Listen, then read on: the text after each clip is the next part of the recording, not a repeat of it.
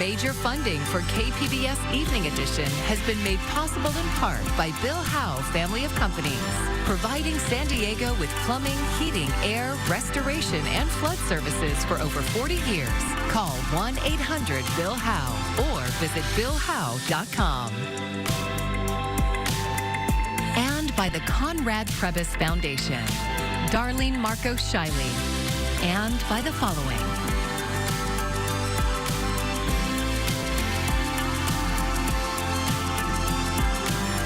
And by viewers like you. Thank you.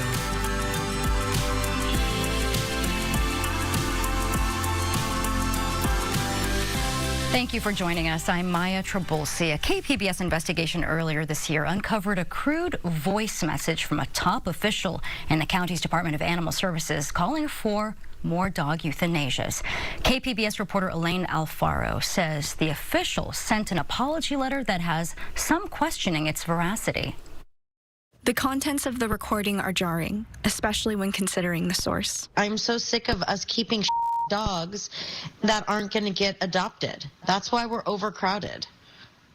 Call me heartless, but I'm also realistic. That's the voice of Rachel Borelli, the department's #2 official. KPBS confirms she went on leave in September. Interesting, okay. Molly Higgins is a former Carlsbad shelter volunteer.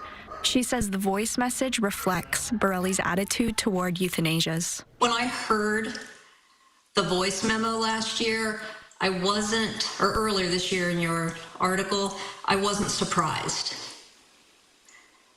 Because that's just very on brand for the Rachel Borelli that I knew and experienced at the shelter. KPBS obtained Borelli's apology letter through a California Public Records Act request. She claims the recording was made without her knowledge. Our reporting found otherwise. Borelli sent the recording as a voice message to another person, who then shared it with KPBS. That person answered questions over text and asked KPBS to withhold their name due to fears of professional repercussions. They wrote, quote, "Her claim that it was recorded without her knowledge is false, and her explanation doesn't line up with what she actually said," end quote. The Department of Animal Services would not agree to an interview, but sent a statement regarding the recording. Quote, "We are not able to discuss personnel matters, but the recording previously reported does not reflect the values or mission of the County of San Diego, and it is not representative of the caring and dedicated work of the Department of Animal Services staff." KPBS learned earlier this month that the department is undergoing an audit. Elaine Alfaro, KPBS News. KPBS investigative reporter Scott Rodd contributed to this story. If you have a tip for KPBS's investigations team, you can send an email to investigations@kpbs.org, or you can message them on our secure signal line at the number on your screen, 619-594-8177. Overnight dropping down to the low 50s overall, mainly clear skies. We've had a break from low clouds and fog because of the marine layer that's about to change. Also seeing some changes in our temperatures. Break down exactly what to expect for the end of the work week and into the weekend coming up. Local politicians and faith leaders are reacting to what they call inhumane conditions described by a Ukrainian woman held in immigration detention here in San Diego. KPBS reporter Jake Gaddis has an update to this story that we have been following. Inside a federal detention center in San Diego, the cells are cold. Bright lights shine at all hours of the day. The toilets are an open view of guards, and detainees are shackled in chains. That's according to Victoria Bolavna. She was released from ICE detention on Tuesday after several days in the facility. Мабуть, я ще в дуже розгубленому стані і не можу сконцентруватися на одній думці. Bolavna is a Ukrainian woman who came to America fleeing the Russian invasion. She is in the country legally and is married to a U.S. citizen. She was arrested last week after a green card interview. The conditions she reported are exactly what Representative Juan Vargas saw when he toured the basement of the federal courthouse in downtown San Diego last month. It's very inhumane what we're doing. I mean, it's very inhumane. Scott Santa Rosa is pastor of Our Lady of Guadalupe Parish in Barrio Logan. He's part of a new interfaith ministry that accompanies refugees and asylum seekers at immigration court. I guess you hate to say the E word, evil, but it is. He said he never imagined this would happen in America. It feels like This is something from, a different country that you've read about, And here it is, 2025, and it's happening right here in San Diego. According to ICE data from September, only 34% of ICE detainees had a criminal record. KPBS has previously reported that thousands of habeas corpus petitions have been filed this year to free immigrants from unlawful detention. Vargas says the lower courts have ruled the government is violating the Constitution, but that people can't expect the same from the Supreme Court. This is not an objective Supreme Court. This is a Supreme Court that's allowing Trump and his administration to get away with trampling all of our laws, including the Constitution. Vargas calls the court corrupt and says that has to change. Jake Gata, KPBS News. There will be a larger military presence along the U.S.-Mexico border in California. The Trump administration is adding another militarized zone to support border security operations. It will extend from the Otay Mountain Wilderness to near the Arizona state line. Since April, the administration has designated parts of the border as militarized zones. More than 7,000 troops have been deployed to the border, along with helicopters, drones, and surveillance equipment. The clock is ticking for Capitol Hill to come to an agreement or risk skyrocketing health care costs for millions of Americans. At issue is an extension of subsidies for Affordable Care Act plans. As Karen Kafer reports, 2 plans failed to move forward today. The Senate Thursday voting on dueling health care plans. The motion is not agreed to. And advancing neither. The motion is not agreed to. Hanging in the balance as Capitol Hill debates are enhanced Affordable Care Act subsidies set to expire at the end of the year.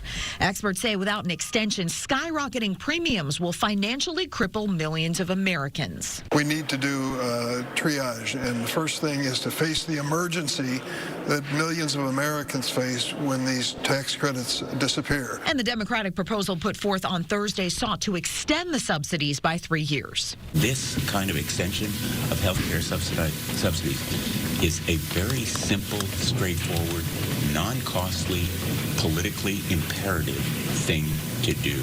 But Senate Republican leadership argues a straight extension isn't the right fix. You can't fix this program. I mean, you can't just do a blanket extension without reforms. It is rife with waste, fraud, and abuse. The Republican plan, which also failed Thursday, proposed to expand health savings accounts for consumers to help pay for some ACA plans. The Republican plan is to put the money into the patient's pocketbook so that she has money to pay for the insurance out of pocket. Any legislation passed in the Senate would need a sign-off in the Republican-led House before the chamber recesses for the holidays, as well as approval from President Trump, making a resolution this year unlikely. The nonpartisan Congressional Budget Office estimates a lapse in subsidies could lead to 2 million more people uninsured. In Washington, Karen Kafer, KPBS News. A proposed class action lawsuit claims Sharp Healthcare recorded exam room conversations using artificial intelligence without telling patients. KPBS health reporter Heidi DeMarco breaks down what's in the complaint. A San Diego patient said he went in for a routine checkup at Sharp Reese Steely in July and later found out audio from the visit had been recorded without consent. That's the claim at the center of a proposed class action lawsuit filed against Sharp Healthcare. It says Sharp started using an artificial intelligence app called Abridge in April. The recording tool listens in on doctor visits and drafts clinical notes. According to the lawsuit, the app recorded everything said inside the exam room, symptoms, diagnoses, personal details, and sent the audio to Abridge's servers, where employees could review it. The key allegation is that patients never knew. California law requires all parties to consent to recording confidential conversations. The lawsuit says no one at Sharp obtained consent or allowed patients to opt out. The lawsuit seeks damages, corrections to medical records, and a court order stopping Sharp from using the tool without consent. Sharp says it can't comment on pending litigation. The lawsuit says more than 100,000 Sharp patients could have been recorded without consent. Heidi DeMarco, KPBS News. I'm Jeff Bennett. Tonight on the NewsHour, the Senate fails to pass a measure to stop a spike in health care costs under the Affordable Care Act. That's at 7 after Evening Edition on KPBS. A new feature on the social media platform X reveals some influential political accounts are actually foreign actors. The revelation is more evidence of outside efforts to fan division and spread disinformation in the United States. KPBS's Amita Sharma recently spoke to Imran Ahmed, the founder of the Center for Countering Digital Hate, about the role of social media in America's polarization and what each of us can do about it.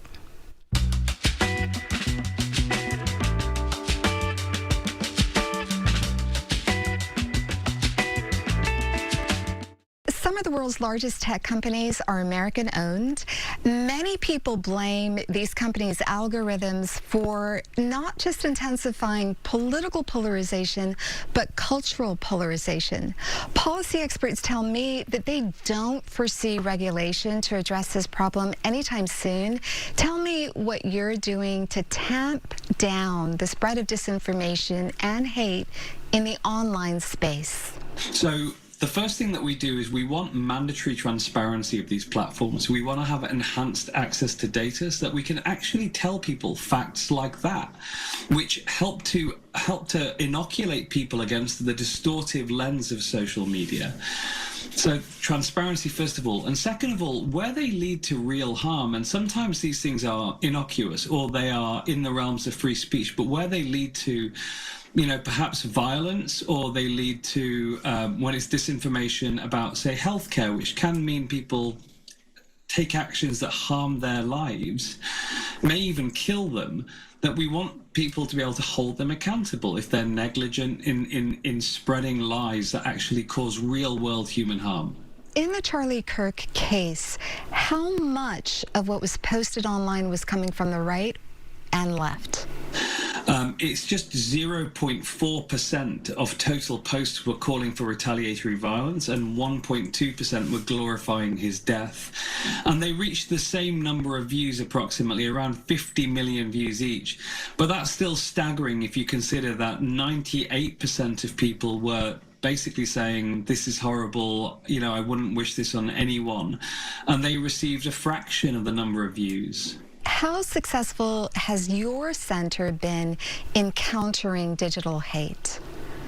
Look, we've managed to persuade lawmakers in the UK and the EU to actually put in place statutory transparency for these platforms, to create mechanisms for holding them accountable if they harm kids or society. And in the US, we've been working with lawmakers across the political spectrum who care about the impact on kids in particular, but also want to have greater transparency of how these platforms work. You reported last year that Instagram, in the majority of cases, took no action against people who posted toxic content against women politicians, even when those posts violated the platform's own rules. Do you have any updates on that? Since then, the truth is that Instagram has made no real progress in enhancing its ability to both detect and deal with real hate, threats of rape, threats of murder, threats to harm people's families, harassment and stalking. The truth is that what's happened in that time is Mark Zuckerberg announced that he was actually getting rid of a lot of the enforcement that they had for their rules, for their community standards. And we found that actually things have degraded on that platform since our report came out. The social media platform X now shows the location of an account, the number of times a username is changed, and when it joined. What is your take on this new tool? In the very short time that this transparency drive has been there, they've already come back and said, oops, it doesn't work very well, so don't take it too seriously. That's not real transparency. That is a simulation of transparency, a desperate attempt to make themselves part of the conversation around transparency. When in reality, what we want to understand is how their algorithms work, how their content enforcement decisions work, how the advertising reshapes what we see on those platforms. What can people, regular citizens, do to constrain the divisive effect of social media? The best way to make sure that social media algorithms aren't reprogramming your understanding of what people are saying and what is normal in society is to put down your phone and go and talk to your other citizens, talk to other people, because the truth is that social media is inherently, by design, distortive. It seeks to present a world that is completely different to the real world that you live in for only one purpose, which is to keep you addicted, to keep you scared, to keep you emotionally affected so you stay on that platform. There are incredibly unhealthy places to find information and to understand the world around you. And it's better to actually go out and have a conversation. You know, the kids, the Gen Z, they call it touching grass. I think it's time that we all put down our phones and touch a bit of grass. And that was KPBS's Amita Sharma speaking to Imran Ahmed. Public Matters is a partnership with KPBS, iNews Source, and Voice of San Diego. You can see more of our stories at kpbs.org/publicmatters.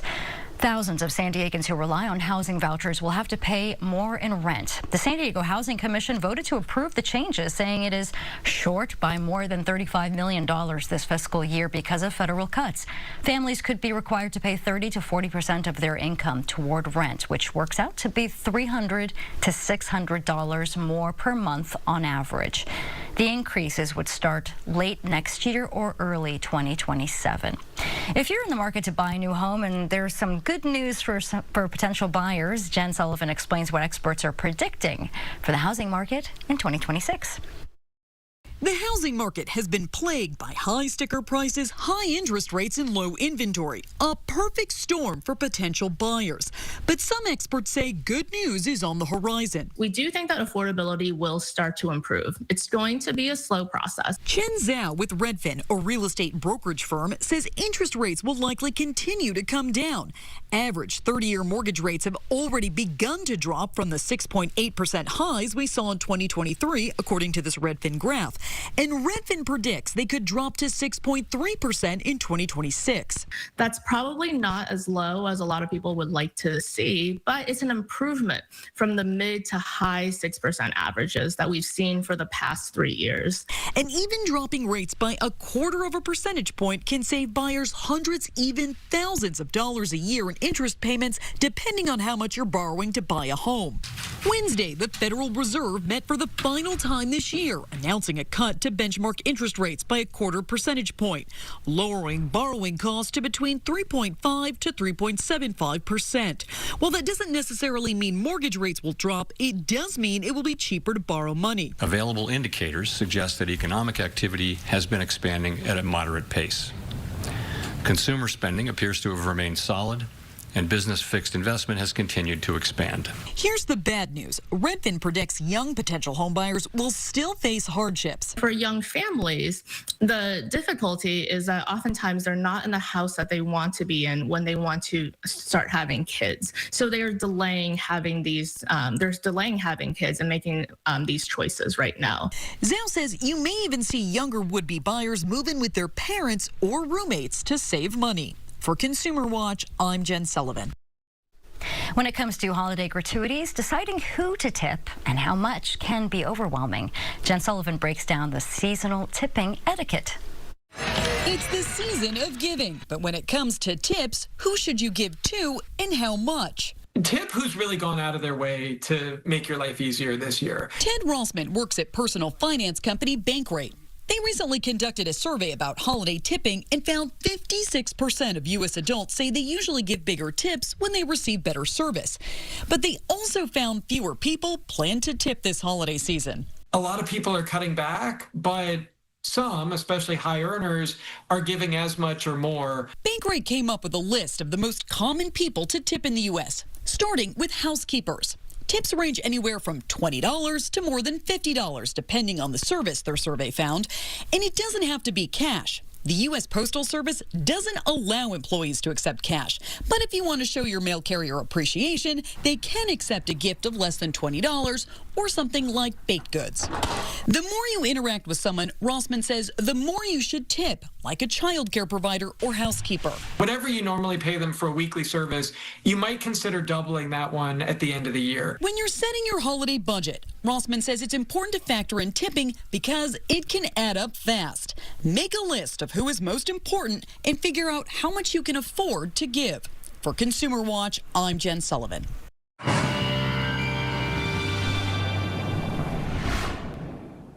Well, change in offshore versus onshore flow means the marine layer is going to deepen. We'll have more low clouds and fog first thing in the morning, especially for our coastal areas. Now let's talk about our temperatures. We're on a mini roller coaster ride.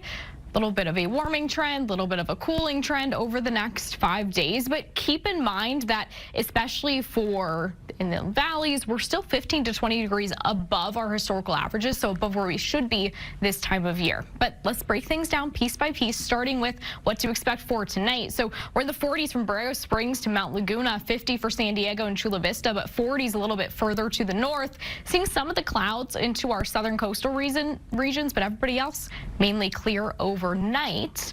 As we look ahead to tomorrow, 81 in Ramona, 61 Mount Laguna. We're in the 70s all along the coast, the low 70s at that. That is where we are talking about temperatures a bit warmer than we should be this time of year, especially with our areas into the 80s. So let's break down what is going to be changing over the next couple of days. We'll start with our 5-day outlook for the coast. Well, here's the mini roller coaster ride I was talking about. It's a few degrees variation. Friday 70, we get down to the mid 60s by Sunday. We're back to 70 by the time we get to Tuesday. It's not too much change, but just enough. There's a little bit of variation. Looking at our inland areas, some scattered clouds throughout the next several days here. 79 for your Friday. We're down to 74 by Sunday, and we climb right back up overall. So you can see where we're still trending above where we should be this time of year when we compare to historical averages. Mountain regions, plenty of sunshine here. A few more clouds for the weekend. 60s on Friday. We're down to the mid 50s Sunday and Monday, but then we bounce right back up, 54 Monday to 63 on our Tuesday. Taking a look at our desert regions, a bit warmer, of course, 80 for your Friday. We only get down to 76 Saturday, and then we're back up to 81 by Monday and Tuesday, so not quite as much variation here, but just keep that in mind, going back and forth between the 80s and the 70s. For KPBS News, I'm AccuWeather's Anna Azalian. A story now about a man who over the years of his life became legendary in San Diego. His songs and stories influenced countless young people. Nearly a decade after his death, he's remembered for his Chicano activism and the music he so joyously shared with everybody. Ken Kramer tells us about him in this story about San Diego.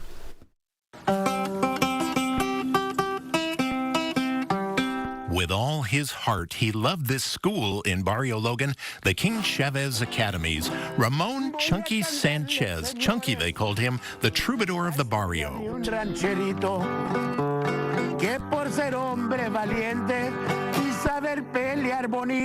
These were the streets that Chunky knew by heart. This was the neighborhood where his heart was. My major mission is right here in the trenches of the barrio. Vamos entrando al palacio, a sentarnos en la silla. That nickname, Chunky, he got it years ago because he was a big guy with a big heart. A half-century he sang songs in and of the barrio. You name it, we've probably done it. Everything from weddings to funerals to divorces, man. Divorce parties, believe it or not. But what Chunky loved the most was being right here with kids, and you could look at them and you could see how they connected with him. He sang and told stories of the history and culture of their neighborhood, a lot of which he experienced firsthand, by the way, like when Chicano Park was established in the 1970s. He was there, singing. We shall continue to live, my brother. We shall continue to fight, my friend. We shall continue to live, my brother. We shall continue to fight, my friend. For Chicano Park, under the bridge. For Chicano Park. As Chunky aged, he was slower of step, but never out of step. He never lost his spirit of activism and advocacy for street youth. The auditorium here was named for Chunky, who loved this place and his music with all his heart. Your ticket's already paid for, so you might as well take the ride. You know, it's a one-way ticket, too, for all of us. To Chunky, you see, these were never his songs. No, they were just on loan. He'd tell the kids that. Because you will take them, and you will also teach them to your children someday. ¿Verdad? There were songs about the Mexican Revolution, about the farm workers' struggle, and also about self-respect, about having the courage to be an individual when you're young. They have a battle staying off drugs. They have a battle staying out of gangs. Every day's a battle, and I tell them you have to win those battles in order to win the war in the end. Chunky could have had a big-time career in Hollywood or someplace. He certainly had offers, but it was here that he was happy, singing. It was the kids who kept him young at heart. A lot of them came up to me and said, you know what, Mr. Sanchez, my parents know you. They knew you way back when they were young. You know, so, it makes you feel good, but it also makes you feel old. Laughing eyes, smiling face. We'll remember how he made us smile, no matter what our age. How he made lives all around him better. I like to think of him like this, completely in his element, happily giving of his big heart. Ramon Chunky Sanchez, lifelong singer, storyteller of the barrio, and to the end of his life, such an inspiring story himself about San Diego. King Chavez.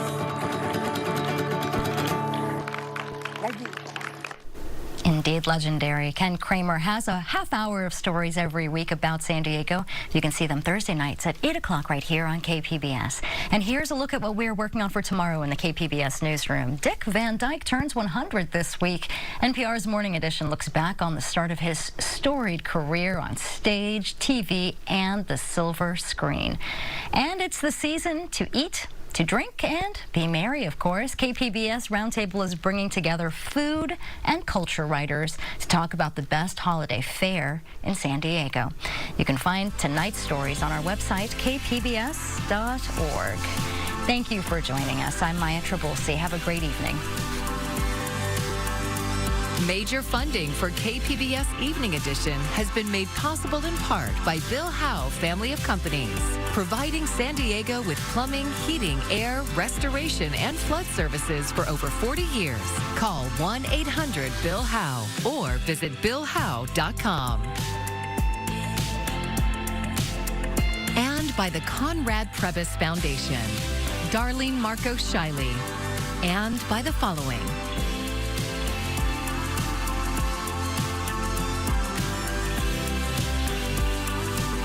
and by viewers like you. Thank you.